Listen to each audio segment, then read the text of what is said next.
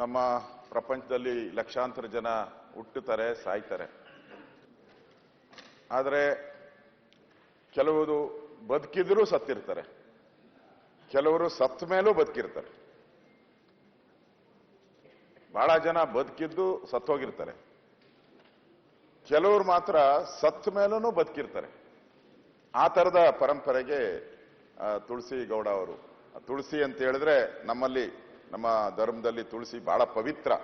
ಏನೇ ಪೂಜೆ ಮಾಡಬೇಕಾದ್ರೂ ತುಳಸಿಯನ್ನ ನಾವು ಪೂಜೆ ಮಾಡ್ತೀವಿ.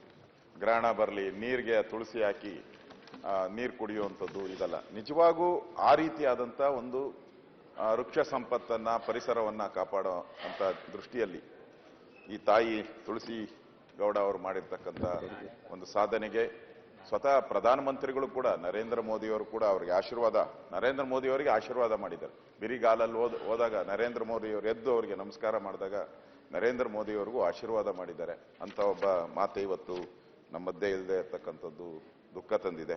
ನಾನು ಕೂಡ ಅವ್ರಿಗೆ 81 ವರ್ಷ ವಯಸ್ಸಾಗಿತ್ತು. ತಾವು ತಂದಿರತಕ್ಕಂಥ ಸಂತಾಪ ಸೂಚನೆಗೆ ನಾನು ಬೆಂಬಲವನ್ನು ವ್ಯಕ್ತ ಮಾಡ್ತಾ ಇದ್ದೀನಿ. ಈಗ ಮೃತ ಕುಟುಂಬ ಗೌರವ 1 ನಿಮಿಷ ಮೌನ ಕೊಡ್ತೇನೆ. ಸರ್, ಹೆಣ್ಮಕ್ಳಿಗೆ ಒಂದು ಅವಕಾಶ ಸರ್. ಅಧ್ಯಕ್ಷರೇ,